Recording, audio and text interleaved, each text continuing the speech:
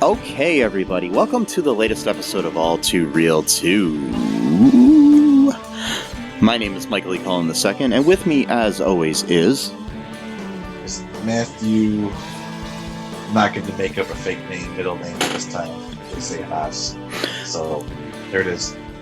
It's an amazing name. Mm-hmm. Today on the show, in part of our Pilot Error series, we are covering a show that should have been picked up. Yeah, it really should have. This is actually one of the good ones. Yep. It was a show entitled North Hollywood, created by and written by Judd Apatow and directed by Judd Apatow. The Tao. Yep.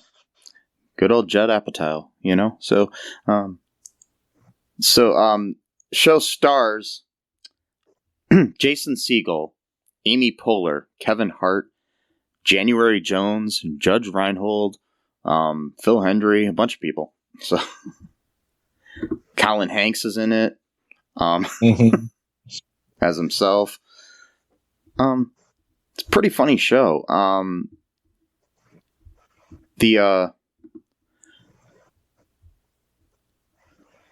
As this article that I'm reading says, this might just be the best television show that was never made. It was a edgy, blistering, satirical comedy about a group of young actors and comedians trying to crack in the industry of Hollywood. Yeah, I mean, it was great. I mean, this is basically like what Blit Happens wanted to be, I think. Basically. Just put it, yeah. Yeah, which will probably be the episode that airs right before this is Blit Happens. So this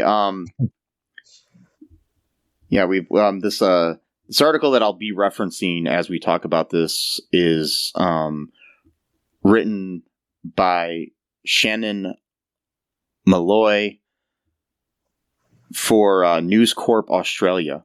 So yes, so that's what I'm referencing here for some of the facts about this episode here. So basically, the story behind this, first off, just a little background here on this from this article. The ABC wanted to do an edgy, groundbreaking comedy, Apatow recalled. It was around the time Curb Your Enthusiasm was very, very popular, and so we did this show. And then he says, I don't think any show has not been picked up faster. Which is sad. When ABC passed on the show, he took it to HBO, where there was a brief flutter of interest before they too declined in order to pursue another comedy pilot called Entourage. Yeah. Wow.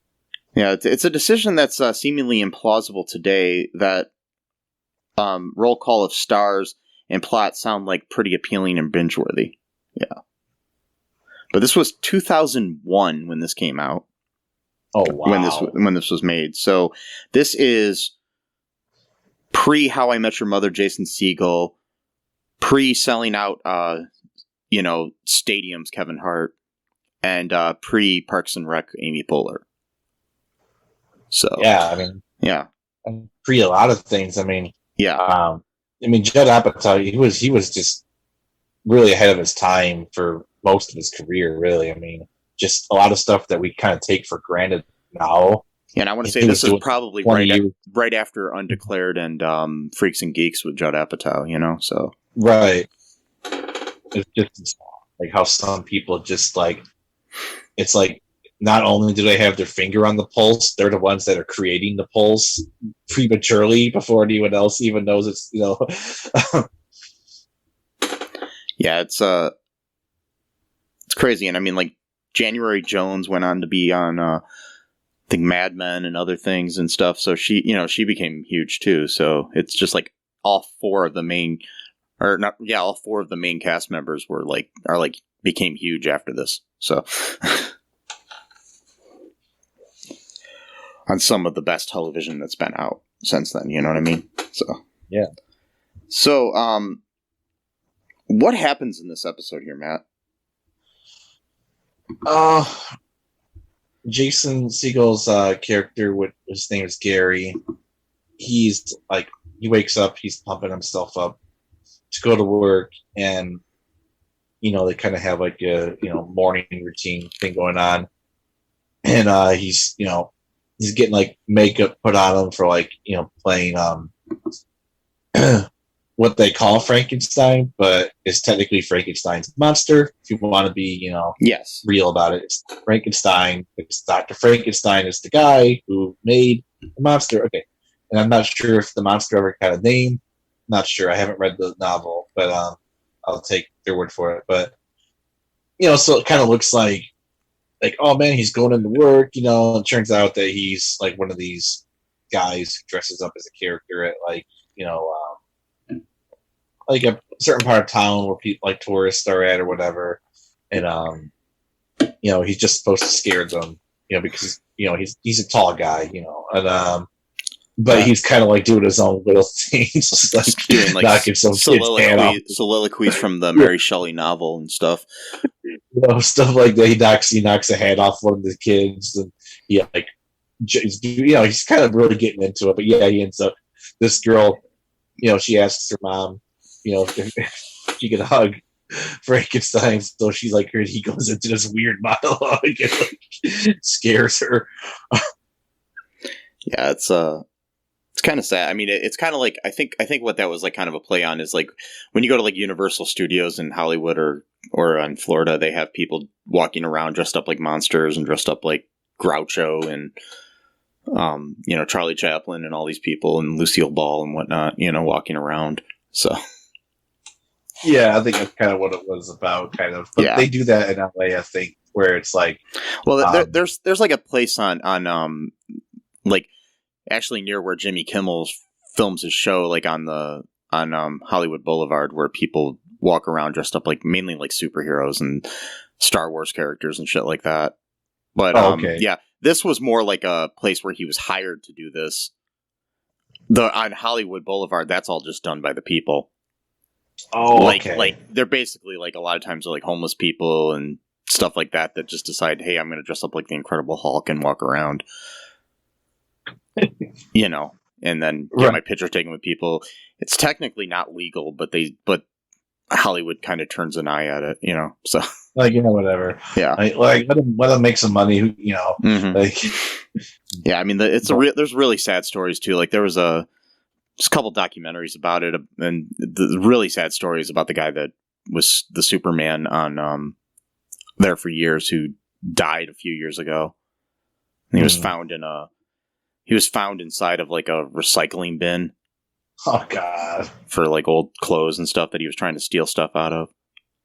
Oh, he was found dead in there and stuff, and he had drug problems and stuff like that. It was just but he looked a lot like Christopher Reeve. So, oh yeah. Sad story, but yeah, look into that. I don't know. I'll look up there's like Confessions of a Superhero is one of the movies that I watched about him. So yeah, it's kind of sad. But anyway, so back to something happier. This show. So yeah, so he's basically he wants to be a serious actor, but he's like kind of stuck in this amusement park or whatever the hell it is, dressed up as Frankenstein's monster, so. Yeah, and his boss is really mean to him, telling him that he can't, he can't do his own thing, that he just has to do like, dumb gestures, like put his hands out. Plus he said something too sneezing on the tourists. I'm like, in post-COVID world, when I hear stuff like that, I'm like, man, like... Like they just said, go ahead and do shit like that. Like, I don't think he really wanted them to sneeze on them as much as pretend he was sneezing. Well, yeah. Maybe I took it literally because I'm so like, yeah, so cautious now about that kind of stuff. Like, Yeah. sneezing, whatnot, getting fluids, and all that jazz. Yeah, I got my pin that I've been wearing lately too. That just says it says fully vaxxed, still not a hugger. Yeah, which Cool. I like that. I'm not going to hug you, people. So don't try to hug me if you see me in public. I mean, I like hugs, but they have to be of the right. They have to be the right kind of hug. Yeah, and they have to be sincere. Well, not just sincere. They have to be what's the word? Natural.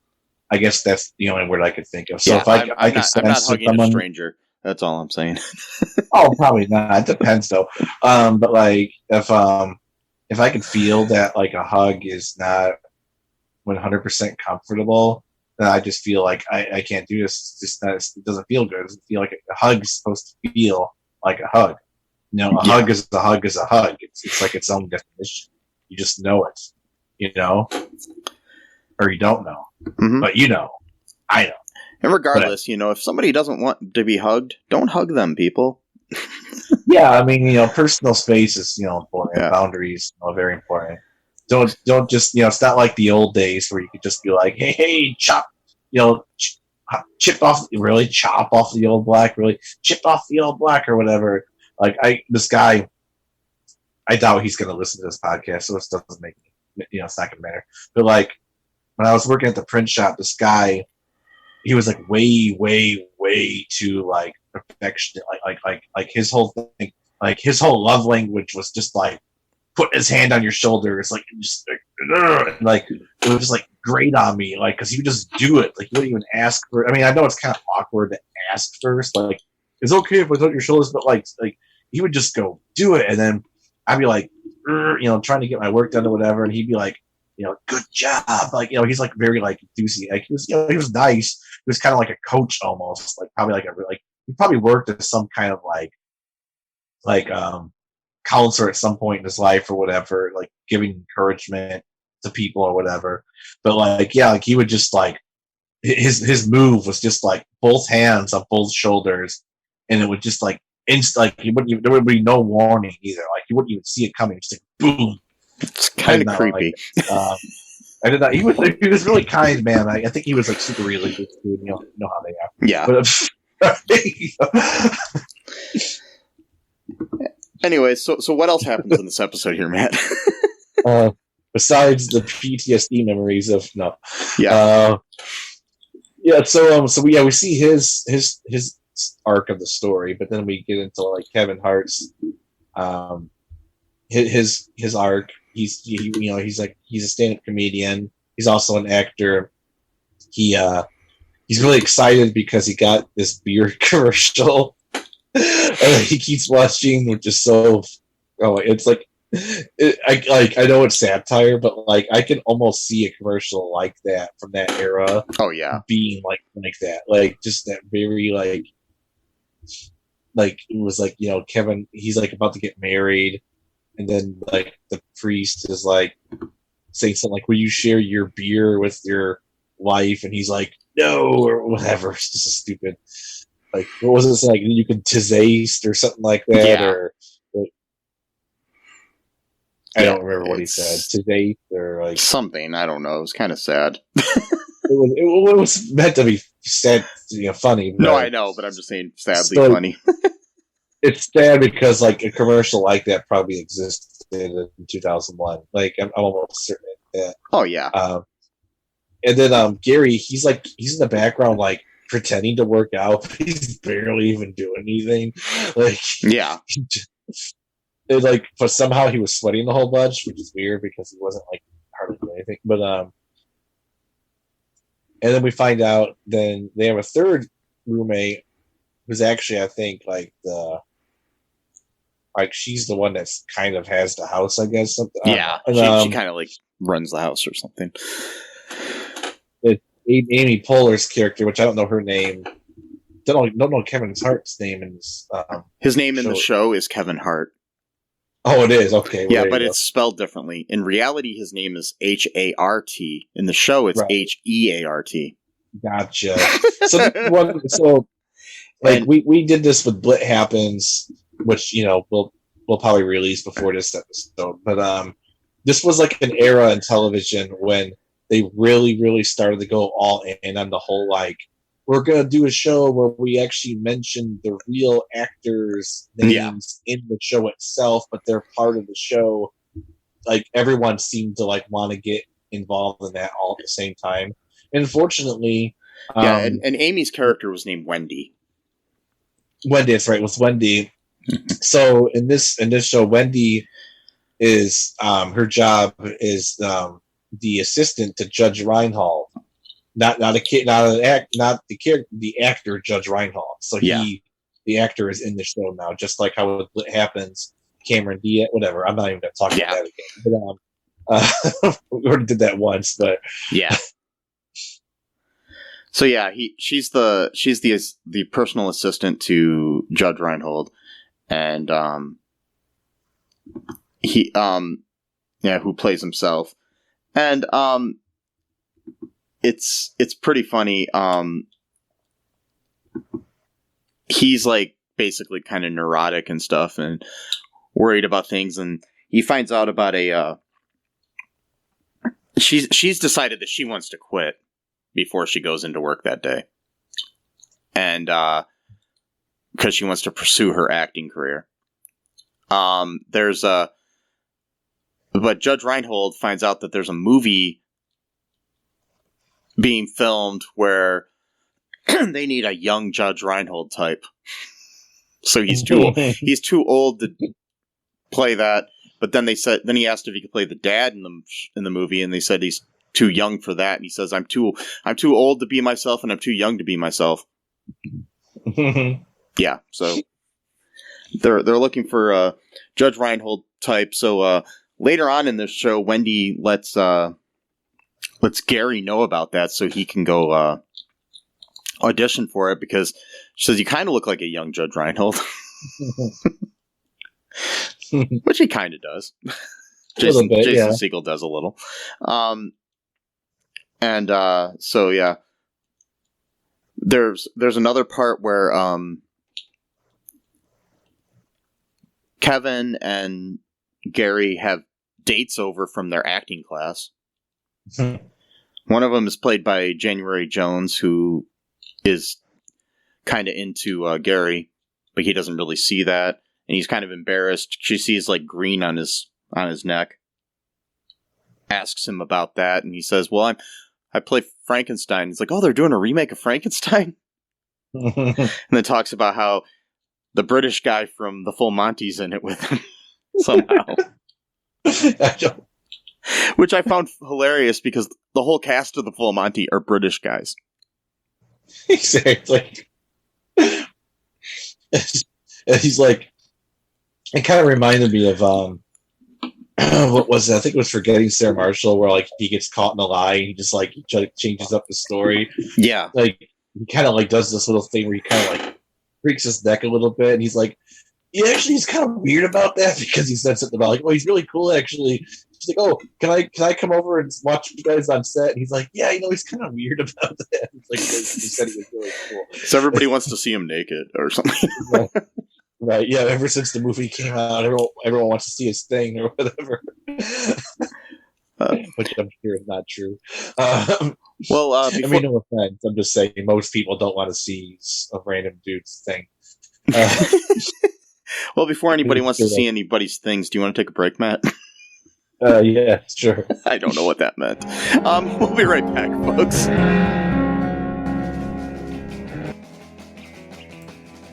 What is Gen X? What is the silent generation? What do generations have in common? Hi, I'm Trish the Dish from the Gen X Voice podcast, and I invite you to listen to conversations I have with folks from different generations, backgrounds, beliefs, and experiences in an attempt to see what connects rather than divides us. Even though Gen X has been called slackers, Karens, or not mentioned at all in some cases, we are the bridge generation, so I feel compelled to do my part to destroy ageism by bringing all these voices together. And, as a bonus, each guest gets to answer some 80s questions at the end of each show. So download and listen to Gen X Voice today on Apple, Spotify, Amazon, or wherever you listen to podcasts. And let's see how much we have in common after all. Hi, this is Catherine, host of a new fashion podcast, The Real Fashion School Dropout.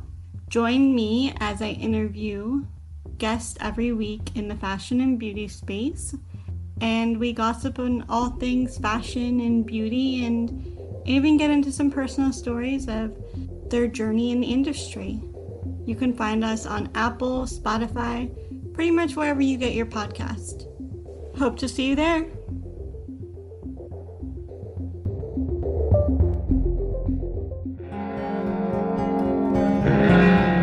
And we are back.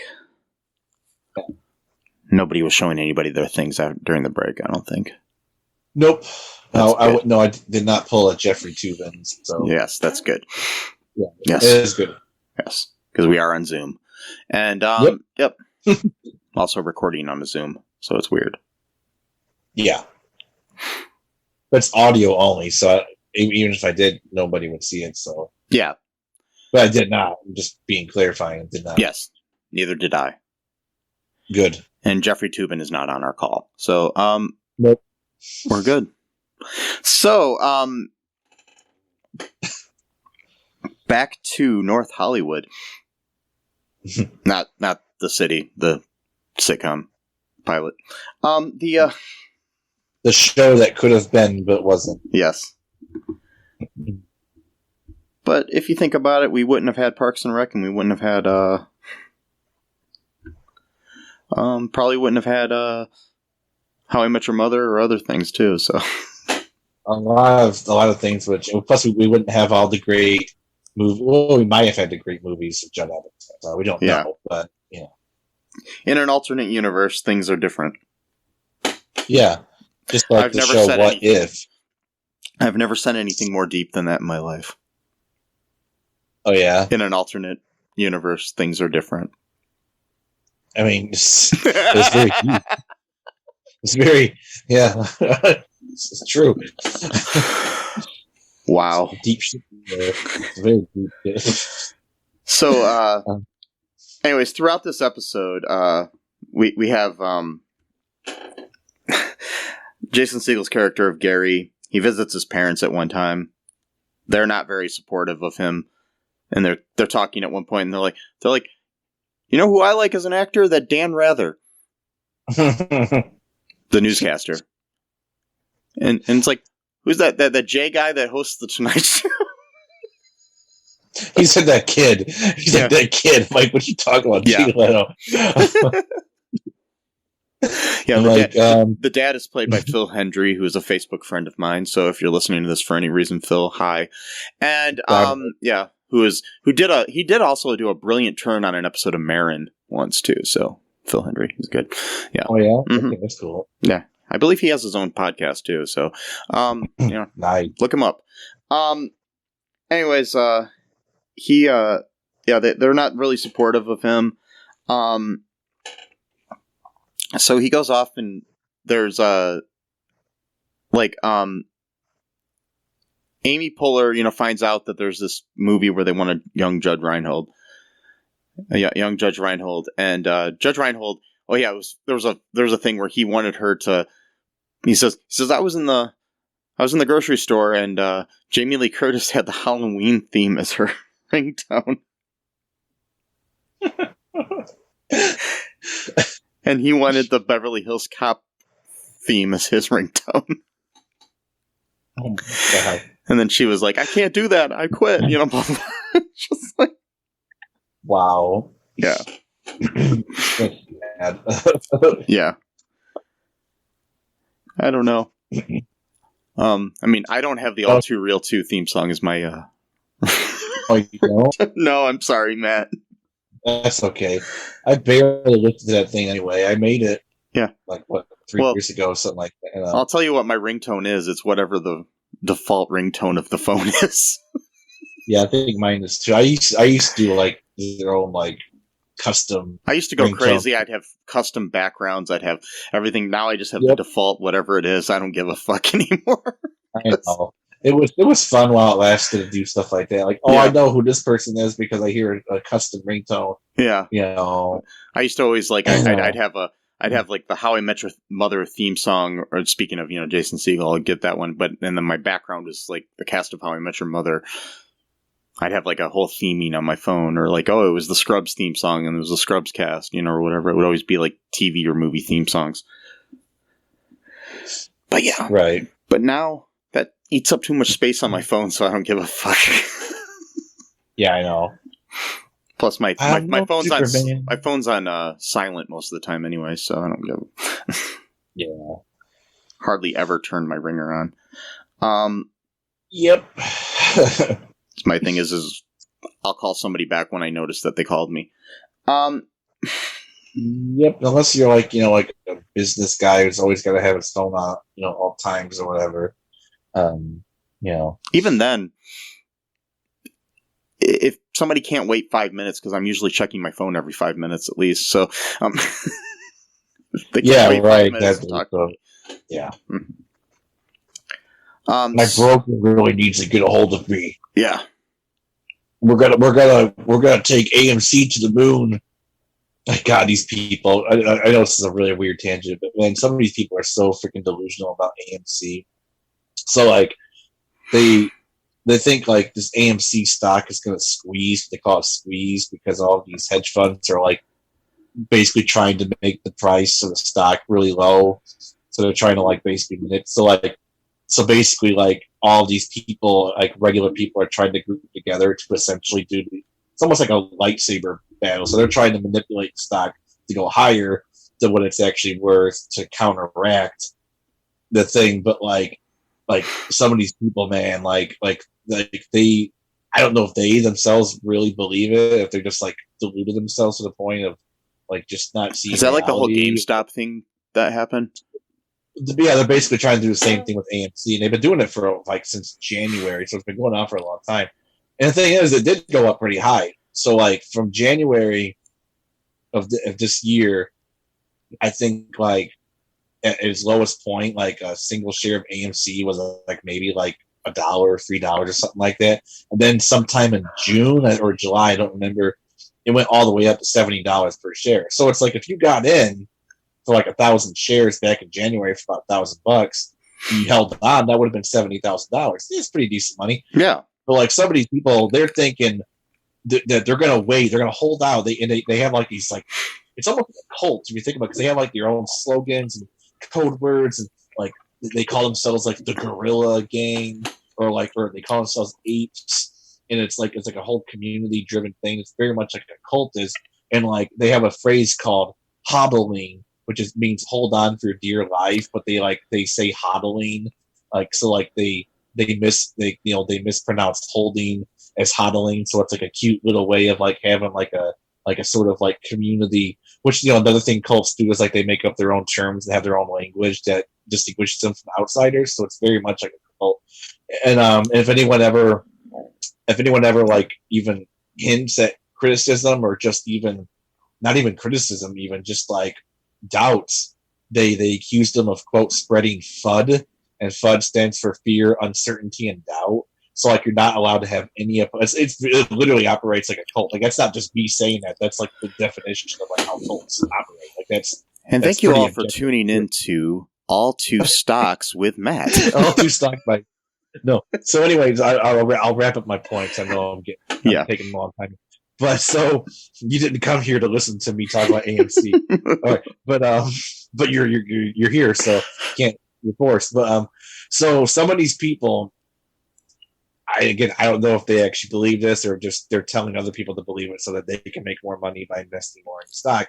Probably the latter. Maybe some in the former who are just that delusional. They're saying that they're going to wait until AMC gets to $100,000 to $500,000 per share. Wow. I'm like, it's a fucking movie studio. Like no. That's not even a movie studio. It's a movie theater chain. A chain, but even so, nothing is like just for like a analogy or a comparison, is that the Berkshire Hathaway company that was founded by Warren Buffett okay, that's a holding company that its entire business model is just buying up other businesses. Like that is the business itself, right? So at one point, that became like $200,000 per share. But that was after like 50 years of just buying up all these different things, and that's a holding company, right? That's not. So AMC is just a theater chain. It's not buying up like 8,000 other businesses. Like there's no way. There's no way that's. I mean, and like some of these people, they're like, I'm going to hold on. It's like, I'm pretty sure you missed your opportunity at $70 because now it goes around like 38 to $40, and it kind of teeter-totters from that every single week. Like, I think you missed the opportunity. Like, just cut your losses, do what you want, but this shit's not going to $100,000 per share. It's just not. No. Anyway, that's my little. Okay, so back to the show. All two stocks is over. All two stocks with Matt. You know, Yeah. If you'd like to hear more about that, make sure you subscribe to that show. That doesn't exist. Yeah, it doesn't. It won't exist. It's all two stocks. All he does is talk about two stocks. He just talks about AMC and GameStop. AMC and GameStop is the only ones I know about. So, anyways, in the show, Gary ends up going to audition for this movie, and he somehow gets in there because he knows somebody or something at the audition. Some girl. And anyways, he goes in and auditions. He gets a call back later. And before that, he did have, after his date with this with January Jones' character named May, he which I find funny because in reality her name's January, but on the show she plays May. Right, exactly. That's funny. I like that. I like that. I do. Yeah. So she ends up seeing him at the Universal Studios or wherever he is, dressed up as Frankenstein's monster. And is like all pissed off at him because she lied to him. But then he basically says, "Oh, I did that because I was embarrassed, but I love you and blah, blah, not love you, I like you, blah blah blah." Not love you. It didn't go to love yet. No. I love you. Yeah, it just went really crazy, and then he Ted Mosby'd it, and the Right, yeah, exactly. Anywho, she basically forgives him, and then just basically admits that she likes him, and she didn't care about him being in a movie. She just wanted to see him. Yep. What else happens here, Matt? Well, Kevin, he his set, was like a hit at the comedy club. So he was excited about that. At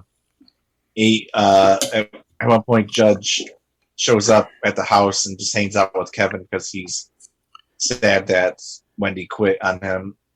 So they start writing a script for Beverly Hills Cop 4, which I kind of wanted to see.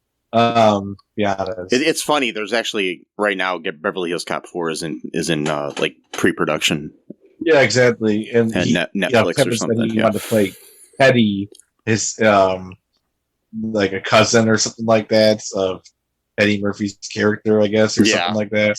And like they just came up like with this whole thing, like it was really funny to kind of it kind of reminds me of like when we were younger and stuff. Well, then again, Judge Reinholz probably was like older than you at this point in time, But like just like when we were younger, like we just come up with ideas and literally just like idea after idea would just come out, like just weird shit, which we need to write some of these, man, someday. Yeah, I know. It's easy to just spit out ideas. It's not as easy to actually write them and and structure them and stuff like that's where the real work comes in. Yes, but anyways, they end up creating this whole crazy thing for that. It's pretty funny. Gary found out he had a callback or whatever, and he's freaking out, and his nose is bleeding, and he's on, trying to throw up on the toilet, and he can't throw. Yeah. So disgusting. Why do they have to do that? Like, I was telling my dad that earlier. I'm like, why do people always have to like throw in something really disgusting? Like that's my one pet peeve about. When we get to the trivia, I'll explain that. Okay. Yeah. It just lasted way too long too. It was like 2 minutes. So anyways, Gary ends up going to his audition, and he says it's down to him and another guy. Gets in there. There's a guy sitting there, and he's like, "Hi, I'm Gary," and he's like, "Hi, I'm Colin," and it's Colin Hanks. and he says, "Yeah, they're looking for a young Judge Reinhold here. You look kind of like a young Tom Hanks." And he's like, "Well, he's my dad." And Gary doesn't believe him at first. He's like, "You're joking, right?" And he's like, "No." Right. So yeah, he's auditioning against Colin Hanks, who goes in and like kills the audition right before Gary. Gary goes in there and is really awkward and, stereotypical, like what you expect in a scene like that, where, he can't make the people laugh and everything like that. And, and he's like, why is he making them laugh? It's a drama. Right. Like, is there a joke in here? Like he's trying to figure it out. And it was funny too, because earlier in the episode, Judge Reinhold says, it was up against me and Tom Hanks for Splash, right? It's right. He did say that. That's so it's like Gary's the new Judge Reinhold and Colin's the new Tom Hanks, and it's just like right. Was that true though? Was he really? Yeah, he was one of the people considered for it. Okay. Yeah, that would have been. I'm pretty sure that Tom was the first choice, but if Tom would have backed out, I think Judge Reinhold had the role. Interesting. Yeah, that would have been a totally different movie. Just like Back to the Future would have been different with Eric Stoltz. Yeah, Eric Stoltz. Yeah. So, anyways, Gary ends up not getting the role. Colin Hanks gets it, but Gary gets another role that they said was perfect for him. And Wendy ends up going back to Judge Reinhold as well, though. At the point she comes home and she sees Judge and Kevin talking about the whole thing, and she's just like, "You're not going to make Beverly Hills Cop 4 with Kevin." Yeah. And there's that, and then it's they end where they're all on the set of Gary's movie that he's in, and he has like one line. He's like getting all prepared for it and stuff, and like his parents are there and they're all happy and everything, and then the end he's like, "You want to go get some donuts? They got free donuts here. Just tell everybody you're an extra." Right. Yeah. Yeah. It was a pretty good. It was a pretty good show, though. I think. I would have loved to. I mean, who knows? Maybe they can, try it out again. With different actors, obviously. But in this article, Judd Apatow says, he says because he had just produced when this article was written, he had just started producing Love on Netflix. And he said should the streaming service give him scope to revisit other past ideas, the producer said he'd love to look at North Hollywood again. I'd like to try that just to see what we would have to pay everybody, he laughed. So, yeah. Right. Yeah. I know, because everyone is like a huge star. Yeah. Like everyone. Mm-hmm. I mean, that would be it was just also too, so like the movie that they were auditioning for was Orange County, so now we have another meta moment where a real movie that was coming out is referenced in the show, and Colin Hanks was in Orange County. Was it Orange County? Yeah, that's what they said in the episode. Did they? I didn't even hear that. They said it was Orange County. But Orange County is a comedy. It's not a drama. So that's the joke, is because he thought it was a drama. Maybe Oh, he didn't okay. understand it was a comedy. I didn't know don't that they were referencing. I never heard them say Orange County, so I guess I wasn't paying attention totally. So okay. Or maybe I heard it because it was Colin Hanks. Maybe I like auditory Yeah, injected it. Really inject because it did make I sense bet- because I don't remember a scene in Orange County where there was a fraternity house. There, I haven't seen it in so many Yeah, me years. either. But I don't know. Anyways, do you want to hear some trivia here about this? Yes. Okay, we only got 2 trivia things here. And there's also no user reviews on IMDb for this for some reason, Okay. which is weird because normally we have like good and bad reviews to read for these pilots, but this one doesn't have any. Judd Apatow had Kevin Hart and Jason Segel live together for a week to help them get into character. Wow. So here's the other trivia. When Jason Segel leaned over the toilet to shoot a scene, his nose started bleeding profusely. Oh no. Instead of breaking until it subsided, they worked the nosebleed into the show. So not only was that gross, that was actually real blood. Oh god. Yeah. Because he was just supposed to like Wow. try to throw up and he couldn't throw up. Not Right. like no, that was what was written in there, but then his nose started bleeding while he was down there, so they wrote that into there. God, that was so disgusting. Oh man. Yeah. So yeah, that's a little bit of trivia here. Yeah, I really liked this show. I thought it was good. I think it could have lasted. I mean, if they would have, got a chance. But yeah, around that time though, it probably wasn't it was probably just a little too early for it or something. I mean, like most of the stuff, like Freaks and Geeks and Undeclared, which were Judd's previous 2 shows before this, those were kind of early too, in my opinion. Yeah, especially Freaks and Geeks. Undeclared was a little bit more mainstream appeal. Yeah, but it was still kind of weird. Yeah, for network. It was too weird for network television, in my opinion.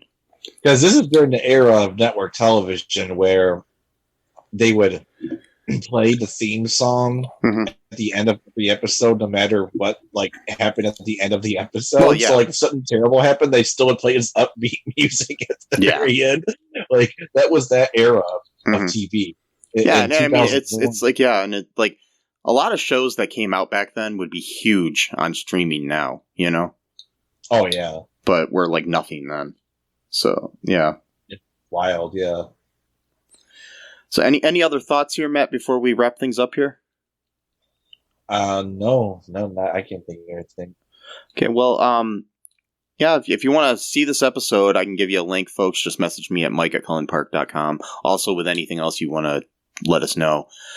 Check out our all2real2.com for links to our episodes and our social meds and whatnot. Yep.